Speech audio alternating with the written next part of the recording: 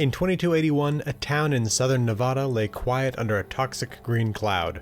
Its one-time garrison of soldiers shuffled through the streets as their hair fell out and their skin sloughed off. I'm the Irresolute Cartographer, and this is the story of what happened to Searchlight, Nevada. We'll start this with an examination of the sites surrounding Searchlight in the Fallout universe and in the real world. We'll then move into the layout of the town in the Fallout universe and how it compares to the real world. We'll examine the history of Searchlight in the Fallout universe and a brief history of Searchlight in the real world. We'll then close with some notes I have on the topic.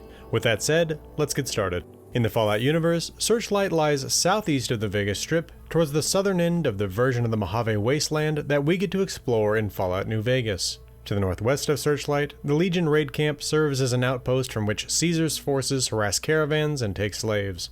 Northwest of Searchlight, Brockflower Cave is home to many rad rats and a unique varmint rifle, the Rat Slayer. North of Searchlight, a wrecked highwayman is sunk into marshy ground surrounded by bloatflies. Northeast of Searchlight, the Snyder Prospector Camp sits abandoned in a small ravine. Northeast of Searchlight, the Searchlight North gold mine is infested with feral ghouls. Farther to the northeast, the explosive-filled Coyote Mines is cut into the hillside, with the workers' former quarters in a shack on the hill above. Even further up in the hills lies Ranger Station Echo, an NCR ranger station home to a few sentient ghouls. East-northeast of Searchlight, the NCR has set up a sniper's nest overlooking the road between Searchlight and Cottonwood Cove. Within a gun case inside the shack, there's a unique sniper rifle known as the Gobi Campaign Scout Rifle. Even farther in that direction, on the Colorado River, the old recreational site known as Cottonwood Cove has recently been overtaken by Legion forces under the command of Aurelius of Phoenix. East of Searchlight, just above Cottonwood Cove, lies Cottonwood Overlook, a site with a few boarded-up homes and a parking lot with a precariously perched truck. East-southeast of Searchlight, the Smith Mesa Prospector Camp sits in a small hole cut into the south-facing cliffside. Though no prospector can be found here, a non-hostile dog remains. Farther in the same direction and on the Colorado River lies the Lake Lurk-infested remains of Blue Paradise Vacation Rentals. Southeast of Searchlight, the Searchlight East Gold Mine has become an outpost of the Vipers Gang. Farther to the southeast, Fire Root Cavern is home to the legendary Fire Gecko, and a tunnel that connects it to the Golden Gecko-infested and radioactive Cottonwood Crater. Southeast of Searchlight lies the Rad Scorpion-infested Searchlight Airport, accessible via a ramp of rubble from the vehicle tunnel that used to pass under it. Farther southwest and down a canyon lies a crashed vertibird. This destroyed piece of government equipment, heavily guarded by hostile robots, lies next to the Tesla Beaton prototype, a unique Tesla cannon. Southwest of Searchlight, Matthews Animal Husbandry Farm is home to a burnt house, a pair of barns, a few animal pens, and a pair of graves. West of Searchlight lies the Raided Farmstead, a destroyed farm that serves as a trap for the Vipers Gang. Up the ridge to the west-northwest sits the small, abandoned farm known as Wolfhorn Ranch. Let's now compare the locations of real-world sites that can be found in-game with their locations in-game. We'll start with municipalities and facilities, and then cover natural sites. Nipton, California, found 20 miles west of Searchlight in the real world, can be found west of Searchlight in-game. While the New Vegas Strip can be found north-northwest of Searchlight in-game, the heart of the real-world Las Vegas Strip is found approximately 46 miles north-northwest of Searchlight. Nelson, Nevada, found about 17.5 miles north-northeast of Searchlight in the real world, can be found north-northeast of Searchlight in-game. Real Searchlight also has an airport south of town, but it is significantly less developed than the one in the game. From what I can make out by satellite and street view, it's just a landing strip. No tower, no hangars, no terminal, not even fuel tanks. Walking Box Ranch, found just over 7 miles west-northwest of Searchlight, is likely represented by Walking Box Cavern, found northwest of Searchlight in-game. Cottonwood Cove, found east of Searchlight in-game, lies just under 13 miles east of Searchlight in the real world. With the sites around Searchlight covered, let's consider the layout of the town itself. In the real world, Searchlight lies on a ridge between two hills at the intersection of the north to south oriented US Route 95, Nevada State Route 164 to the west, and Cottonwood Cove Road to the east. The town is laid out on a west to east oriented grid, primarily on the eastern side of Route 95. In-game, the road names are the same, but the town is primarily laid out north to south around 95. Along with this, in-game 164 crosses above 95 and is accessible via a side street. In-game, Searchlight is composed of 13 houses, of which only one is accessible, a trailer park, 14 commercial buildings, an elementary school, 2 churches, a police station, a fire station, and a water tower. The real-world version has only one church, but it does also have an elementary school, a fire station, and a water tower. Beyond that, the real-world version also has a small casino, mobile home parks, apartments, a cemetery, a post office, a Nevada Department of Transportation maintenance station, and several small businesses. On to the history of Searchlight in the Fallout universe. Much of the pre-war history of Searchlight is unknown, but we can speculate on it to an extent from what we find in-game and what the town is like in real life. Once a gold mining boomtown, the decline in the quality and quantity of ore led the population of Searchlight to fall dramatically. By the mid to late 20th century, the recreation on nearby Lake Mojave led the town to repopulate slightly and then stabilize, even as the gold mining industry died.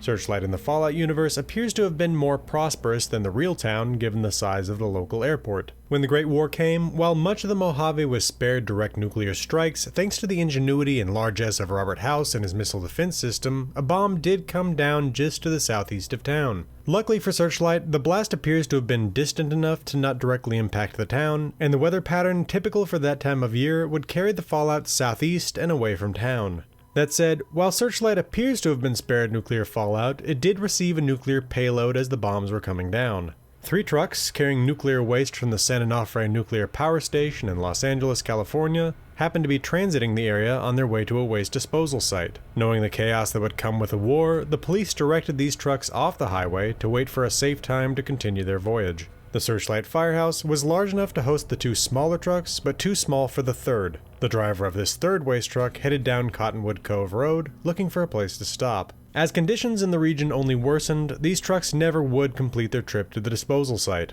The waste they carried would spend the next 204 years sitting where it had been left on that day. Despite being spared direct destruction on the day of the bombs, the collapse of the country killed the tourism economy, and Searchlight was probably sparsely populated, if at all, for the next near 2 centuries. In 2274, the forces of the new California Republic came east. They seized the Hoover Dam and began to annex the Mojave. 3 years later, a unified band of tribes known as Caesar's Legion came west and attempted to take the dam from the NCR. Though the NCR held on to their claim, it had been by the skin of their teeth, and they were desperate to reinforce their position in the Mojave. To provide logistical and communication services to their forces in the region, the NCR established Camp Searchlight in what remained of Searchlight. At the southern end of their eastern front, the camp was positioned a significant distance from their front line at the Hoover Dam, while it also allowed the Republic to keep an eye on potential river crossings. Unfortunately, this distance from the main theater of action gave the soldiers a false sense of security. By 2281, this illusion of safety had bred complacency, and the watchmen had become sloppy.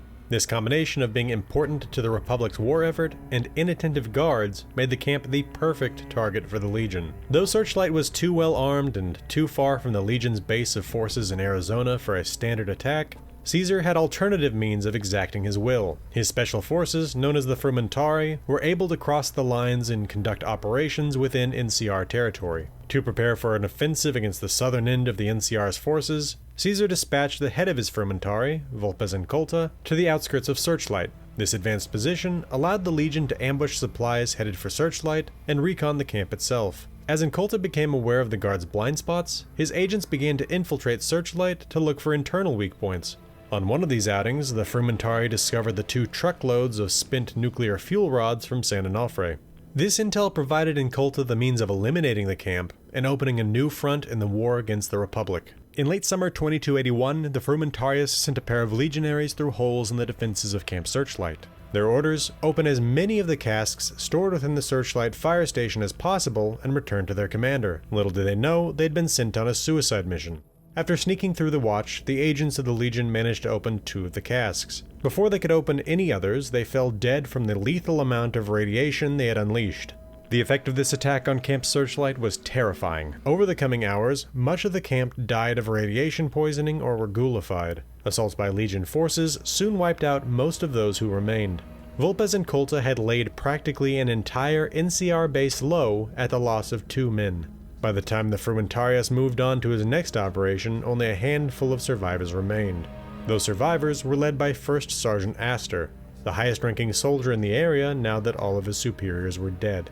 Left with too few forces to properly hold the region or to counterattack, Sergeant Astor resigned himself to making sure no one wandered into the camp unaware and became new victims to the Legion. His forces were so few in number that they couldn't watch all sides of the camp at all times, and thus some of the ghoulified troopers wandered out into the wasteland, occupying nearby sites, killing those they came across. With the main obstacle to their activity in the area removed, the Legion was free to raid caravans traveling up Highway 95 unimpeded, and new parties of legionaries arrived on the western shore of the Colorado. One of these parties, headed by the Centurion Aurelius of Phoenix, landed at Cottonwood Cove and established a Legion beachhead and slaving operation. The other Legion party, led by the Decanus Dead Sea, struck the NCR outpost at Nelson, but we'll speak more on that in a dedicated video.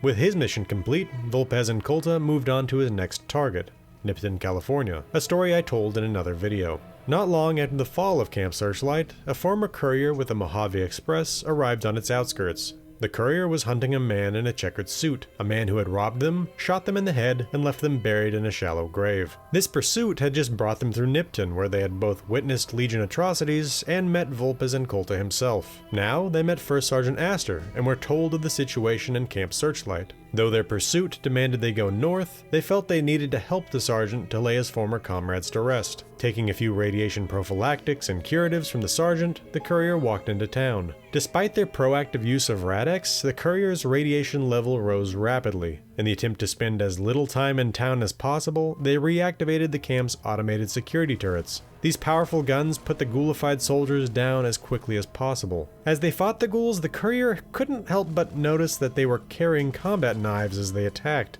This was odd, as though the courier didn't have a vast amount of experience with feral ghouls, they had been certain that feral ghouls didn't arm themselves. They typically sought to tear their prey apart with their bare hands. Though the courier was concerned that they might be killing sentient ghouls, the soldiers continued to charge them as they stalked the streets, leaving them with no choice but to put them down and take their dog tags.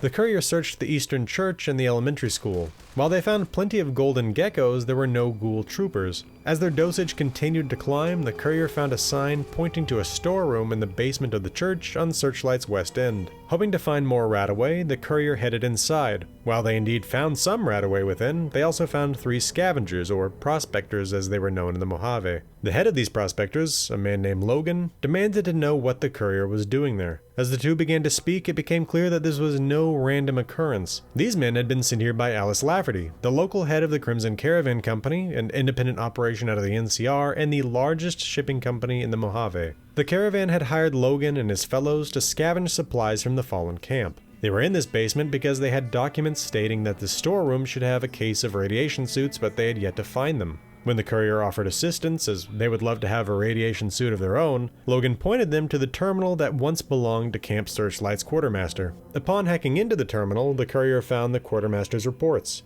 The quartermaster was concerned that there were goods missing. Not everything the NCR said had shipped to the camp had arrived. Concerned that supplies were being stolen, the quartermaster investigated and learned that someone had seen some of the supplies destined for Searchlight heading towards Nipton instead. The courier decided to follow up on the fallen quartermaster's lead and headed back towards Nipton. Desperate to get out of the glow, the courier struck straight out into the desert instead of walking the road that brought them to Searchlight. As they headed west into the hills, the courier came to Matthew's Animal Husbandry Farm. Beside the pens and barns stocked with bighorn and Brahmin, they found a freshly burned farmhouse and a pair of graves. Curious, the courier took a fresh detour and investigated the farm. A brief time later, they had found 4 diary entries detailing how the farm had fallen to its current state. Before the fall of Searchlight, the farm had been a family operation of 2 parents and their child. On the day the Legion opened the fuel rod casks, the parents had been in town making a trade. When they didn't come home, their child went to investigate. They saw their parents and called out to them, not knowing they had become feral ghouls.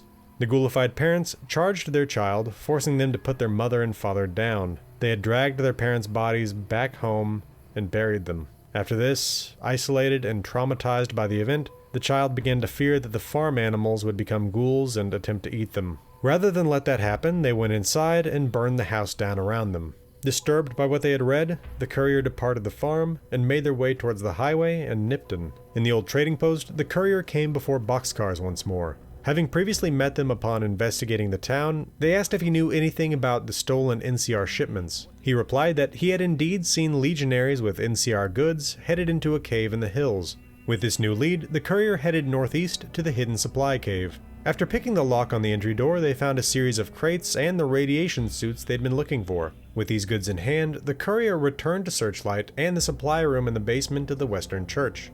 Wearing the radiation suits provided, the prospectors followed the courier outside. Their destination, the police station. Once inside, the courier and the prospectors killed a handful of feral ghoul troopers and began to search for goods to scavenge. In the communications room, the courier stopped to read the only still functioning terminal. It had entries about sloppy guard patrols and the quartermaster's complaints about missing supplies.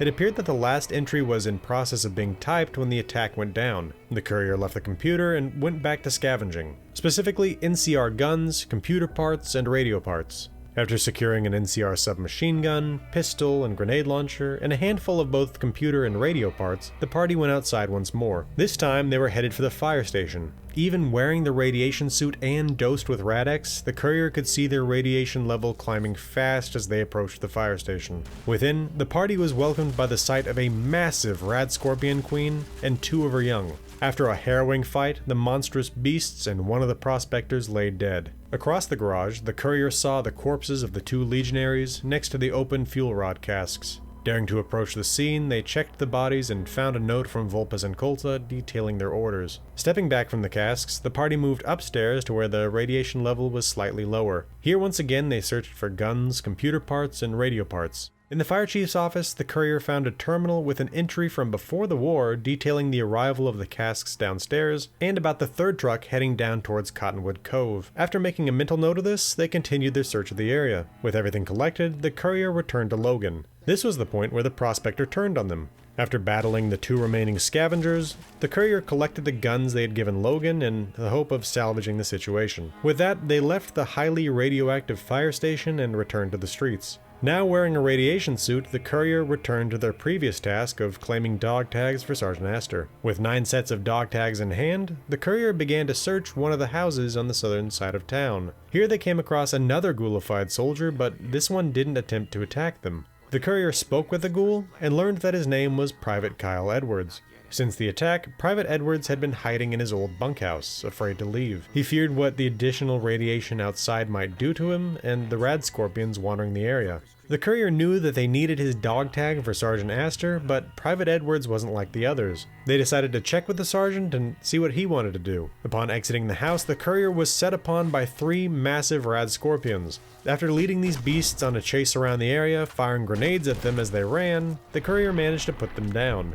Thankful that they hadn't told Private Edwards the coast was clear outside, the courier made their way to Sergeant Astor. When told of Private Edwards' plight, the sergeant was unmoved. He told the courier to put them down like a rabid dog. Even when the courier explained that the private wasn't feral, the sergeant maintained his position that Edwards was suffering and the courier should put an end to it. Taken aback, the courier asked if there was some other option. The sergeant suggested that there was an NCR ranger camp to the north, run primarily by ghouls, that this might be a workable solution. The courier returned to Private Edwards with the news. Happy that he had a place to belong, the private stripped off his dog tags and ran out the door. The courier picked up the tags and returned to the sergeant. They delivered the 10 sets of dog tags belonging to Astor's comrades in arms, and received a service rifle and 250 caps as thanks for their efforts. With the immediate task handled, the courier could have returned to their hunt for the man in the checkered suit, but felt there was one more thing to investigate first, that 3rd waste truck. With all the damage the 2 trucks had done in Searchlight, this missing truck was a potential time bomb. The courier began the journey east towards Cottonwood Cove. As they headed down the hill, they came to a fork in the road. As they saw crosses lining the road to the left, they turned right toward a hill overlooking the cove. As they passed the trailer homes, they found the truck they sought, perched precariously on the hillside. Unsure of what the driver had been up to, the courier was happy to see that the tail of the truck was still closed, and the waste was still contained within. Peering over the edge of the hill, they saw a Legion camp below. The courier couldn't help thinking what perfect revenge it would be to open the tailgate of the truck and let the barrels of waste come tumbling down onto the Legion. Despite this, they didn't want to act too hastily, and thus they returned to Sergeant Astor with the news of what they saw. The sergeant knew the camp was there, but hadn't been able to do anything about it with his reduced force. Having seen through their efforts in collecting the dog tags that they were competent, Astor asked the courier if they would be willing to plant a bug in the camp radio and gather some intel. Revolted by what they'd seen the Legion do in Nipton and here in Searchlight, they agreed. The courier headed back towards Cottonwood Cove and came to a series of crosses lining the highway. Now that they were closer, they saw crucified men and women attached to them. Feeling a growing sense of disgust for the Legion, they pushed on. Reaching the base of the hill, a Legion sentry confronted the courier. After convincing him they were a friend of the Legion, the courier entered the outpost. The camp was composed of a series of tents, a scrap shack, and a handful of buildings that appeared to be pre-war structures. One of these pre-war structures, a simple 2-story building, appeared to house the local headquarters for the Legion. Standing on a balcony of this structure was a man in elaborate armor. The courier ascended the stairs, intent on learning all they could about this place. The armored man introduced himself as the Centurion Aurelius of Phoenix, the commander of the Legion forces here. He told the courier of how Vulpes and Colta had destroyed Searchlight, how Caesar had dispatched him across the river to establish a beachhead, how the NCR forces had been too weak to face him. Leaving the Centurion behind, the courier ventured into the man's office. Here they stole a set of brass knuckles made from NCR dog tags, a packet of patrol schedules, and the Centurion's personal Grognak the Barbarian comic. Heading downstairs, the courier found the radio room connecting the local Legion forces to their headquarters at the fort. After installing a bug in the radio, the courier stole a packet of raid plans and headed out the door. Deciding to take one more look around before heading back to Sergeant Astor, the courier met Decanus Severus. The Decanus told them how the Legion forces had battled NCR patrols when they found them, but noted that their landmines had been more deadly than their aim. Moving on, the courier found a cage filled with slaves that reinforced their belief that dumping the waste would have been a mistake. Beside the cage stood Canyon Runner, a slave master. When questioned about the slaves, Canyon Runner balked. They weren't slaves, he claimed, they were captures. They still had to be broken. When asked if he felt bad about taking slaves, he responded no. The people outside the Legion were lower than slaves. To take a person and break them into a slave was to uplift them. He had once been a member of the Blackfoot tribe before Caesar had uplifted them and made them into the first members of the Legion. Curious about what the Legion paid for people such as this, Canyon Runner revealed that these captures were subpar. The boy was a weakling, the woman too old. Only the girl was of any real value, for breeding stock that was.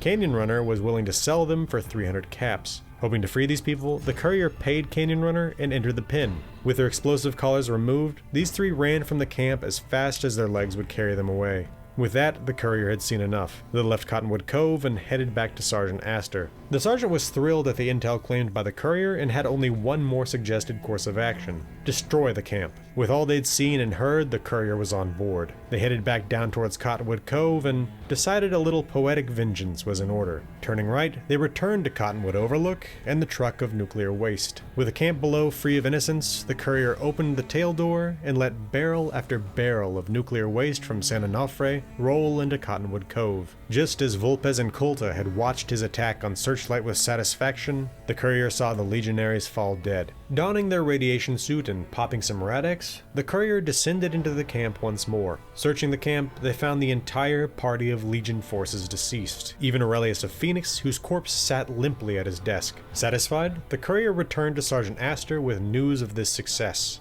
The sergeant was blown away, both that the job was done, but also that it had been a perfect retaliation. The cove was now a radioactive hellhole, and the barrels there would serve as the perfect barrier to the Legion making use of the site again. With that, the courier returned to their hunt for the man in the checkered suit, this time heading north towards the town of Novak. Alright, that does it for the in-game history of Searchlight, so let's get into the real-world history of the town. I've covered the geological history of this area in my video on Goodsprings, so we're gonna jump right to the native history of Searchlight. As with the area around Goodsprings, the southern Paiute lived in the region, but so too did the Mojave and Chemehueve peoples too. These groups established trade routes through the desert that were later used by European explorers and missionaries. Though there are a handful of these paths through the region, they are collectively known as the Old Spanish Trail. One branch of the Old Spanish Trail, known as the Mojave Road, passes right through the area where Searchlight sits today. Moving on to more recent history, I covered who controlled southern Nevada sparingly, so let's get into that. The first Europeans to lay claim to the area were the Spanish, who claimed the territory as part of New Spain. This would be the state of things from the 18th century until 1821, when Mexico won its independence from Spain and the territory came under the control of the First Mexican Empire.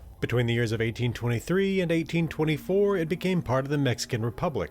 13 years later, on March 2nd, 1836, the Mexican Republic lost a substantial chunk of land when Texas won its independence. Just how big a chunk of land was up for debate, as the Texians claimed that the border between the two was the Rio Grande, while the Mexicans claimed that it was the Pecos. The United States annexed Texas on December 29, 1845, and that territorial dispute with Mexico came with it. This dispute, along with conflicts in California, led to the eruption of the Mexican-American War on April 25, 1846. Over the next 2 years, the United States soundly beat Mexico, resulting in the Treaty of Guadalupe Hidalgo. With this agreement, the United States took control of Mexico's northern territories, a piece of land known as the Mexican Cession, for which it paid Mexico $15 million, approximately $500 million in today's dollars. For the next 2 years, southern Nevada would be part of the United States' unorganized territory. In March of 1849, the Mormons attempted to establish a state known as Deseret that included the territory of Nevada. Though it was never accepted by the Congress, it likely helped convince the government to establish the Utah Territory, a piece of land that consisted of parts of modern Nevada, Wyoming, and Colorado, and all of the modern state of Utah.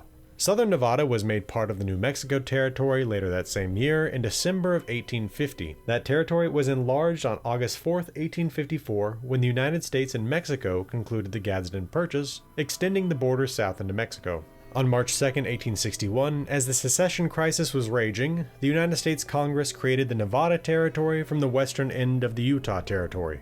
Nevada was enlarged in July 1862, when its border moved east into Utah. On February 24, 1863, southern Nevada became part of the newly created Arizona Territory. The next year, on Halloween 1864, Nevada became a state. If you look at these maps, you'll notice that over the years of the Civil War, the Congress was remarkably busy adding states and territories without the usual pro-slavery versus anti-slavery gridlock on the matter. On May 5, 1866, Nevada grew once again by eating up another chunk of the Utah Territory. Southern Nevada finally became Southern Nevada on January 18, 1867, when the Arizona Territory's western tip was added to the state. At that time, it was made part of Lincoln County, itself founded just the previous year. Let's move on to Searchlight specifically. In 1897, George Frederick Colton came to the area where modern Searchlight stands in search of gold. The late United States Senator Harry Reid, a historian for his hometown of Searchlight, wrote that the name of the town originated with Colton, who was reported to have said that it would take a searchlight to find gold ore there,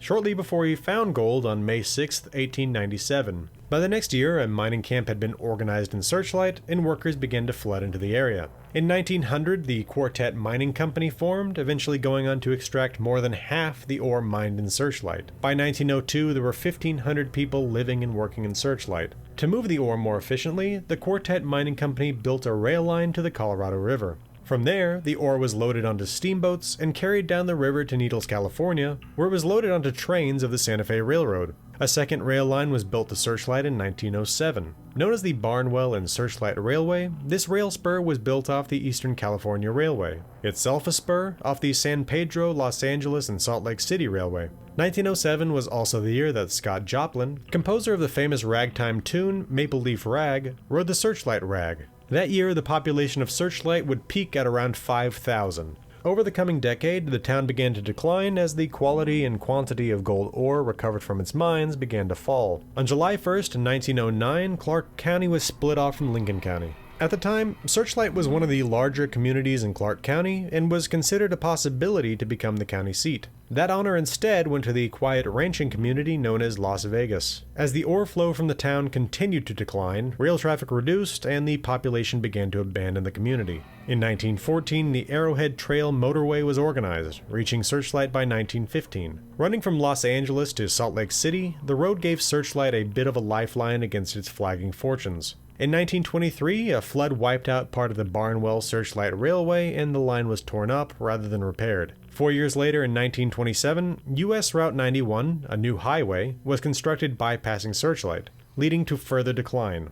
After this, the population dropped to 50. The fortunes of the town rebounded slightly in the 1930s thanks to the not-too-distant construction of the Hoover Dam from 1931 to 1936. As the traffic with the dam's construction declined with its completion, so too did Searchlight. The El Rey Club, a bar and brothel, was a popular establishment in the 40s, but it burned down in the 50s, and the last gold mine closed in 1953. Just as the construction of the Hoover Dam helped Searchlight in the 1930s, the construction of the Davis Dam in 1951 brought newcomers to Searchlight. This time it wasn't just for work, but for recreation in the newly created Lake Mojave. Today, though Searchlight appears to make most of its money from tourism, it could well be that gold mining may make a resurgence. As the price of gold has risen, formerly unprofitably poor quality ore may now be worth the effort of extracting it. Whether or not this has resulted in the reopening of old mines or the establishment of new enterprises, I wasn't able to determine. That should do it for the real-world history, but before closing things out, I have some notes.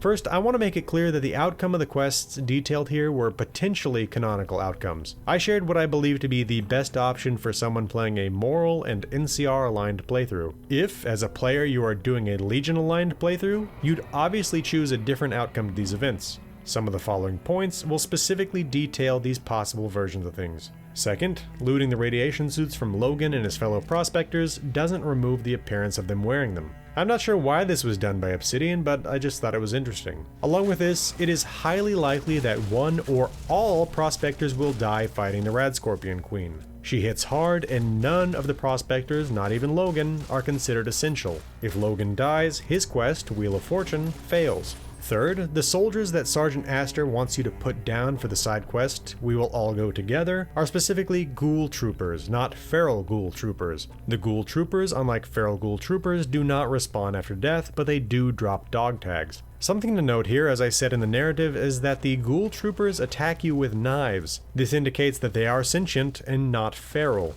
As for why they're hostile right off the bat, regardless of your support for the NCR or any other faction, I believe that they're defending themselves. It's clear from speaking to Sergeant Astor that he believes all ghouls are suffering and need to be put down for their own good. These ghouls have probably been shot at every time they try to leave Searchlight, and the courier coming in must be seen as an attacker trying to wipe them out, which sadly ends up being the case. I wish there was some other way to deal with these unfortunate souls. Fourth, there are several options for how to deal with Private Kyle Edwards. First, you can simply kill him and take the dog tags as Sergeant Astor requested. Second, you can tell him you already killed the Rad Scorpions outside, leading him to charge outside and be killed. Third, you can tell him to attack Sergeant Astor, which will result in him getting killed. Other than these three options and sending him to Ranger Station Echo, the only other option is to tell him to go off on his own. I did this once and found him at the Mesquite Mountains campground where he was killed by Rad Scorpions. Most of the options that end up with Private Edwards dead require the courier to be fairly good with their speech skill.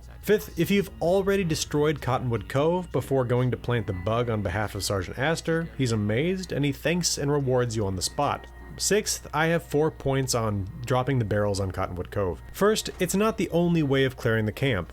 With a proper skill level and weapons, you can kill the legionaries in the usual manner if you're so inclined. It should be noted that eliminating the camp this way will enrage the Legion, while dropping barrels on them is anonymous and without consequences to your relationship with them. Second, destroying Cottonwood Cove defeats the purpose of the previous mission of stealing intel and bugging the radio. The Legion will naturally assume that their plans are known and change them, and will not use the site nor the radio within. Third, while this surely is good for the NCR and fighting the Legion, dumping nuclear waste so close to the Colorado River is sure to contaminate it further, and it doesn't need help becoming more toxic in 2181. Lastly on this point, the Legionaries comically run to their deaths, charging full tilt at the barrels until they die. In one playthrough, I descended to the camp before they were all dead and watched the last one run past and keel over. Seventh, saving the slaves in Cottonwood Cove is part of the quest Left My Heart. While it can be completed simply by purchasing their freedom, to get the full story and reward, one must go to the true source of the quest,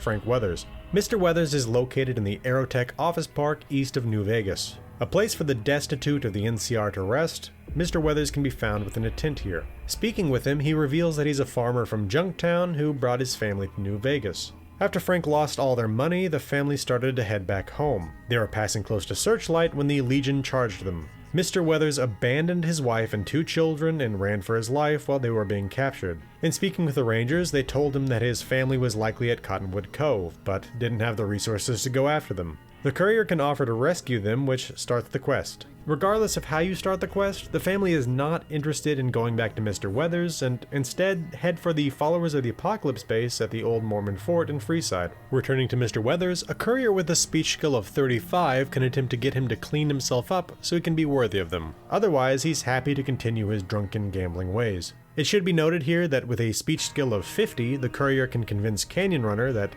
Sammy Weathers has an infectious disease. Canyon Runner will then accept 150 caps for the 3 of them. Without this requisite speech skill, the speech option is hilarious. Along with this, it should be noted that the quest will fail if the courier releases the barrels before freeing the family. 8th, if the courier is hoping to be Legion aligned, there are 3 ways they can advance those efforts in Cottonwood Cove. First, the courier can tell Aurelius of Phoenix about Sergeant Astor's mission and hand him the radio bug. He thanks you and gives you out-of-date intel to bring to Astor. While the Legion plans to attack caravans in the south, this will make the NCR believe that the Legion is preparing to attack north of New Vegas. Second, the courier can explain how NCR landmines work to Decanus Severus. By revealing that the flashing red light is a button to arm or disarm the mines, they give the Legion a new strategy. As a side note, this also reveals that the Legion do not have landmines, or at least the Cottonwood Cove Legion doesn't. Third, Aurelius of Phoenix will pay the courier for any NCR dog tags they bring him. Lastly, in the overall list,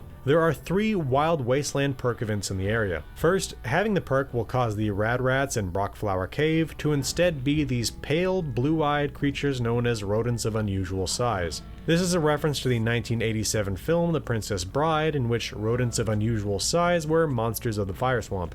Second, having the perk causes the basement of the Eastern Church in Searchlight to be home to the Holy Frag Grenades. This is a reference to the 1975 film Monty Python and the Holy Grail, in which King Arthur and his knights used the Holy Hand Grenade of Antioch to slay the Rabbit of Caerbannog. Third, with this perk there is a wall in Cottonwood Cove that bears graffiti stating Romanus Eunt Domus. This is a reference to the 1979 film Monty Python's Life of Brian. While it's supposed to mean Romans go home, in Latin it means people called Romanes, they go the house. Corrected, as it is in the film, it should be Romane ite domum.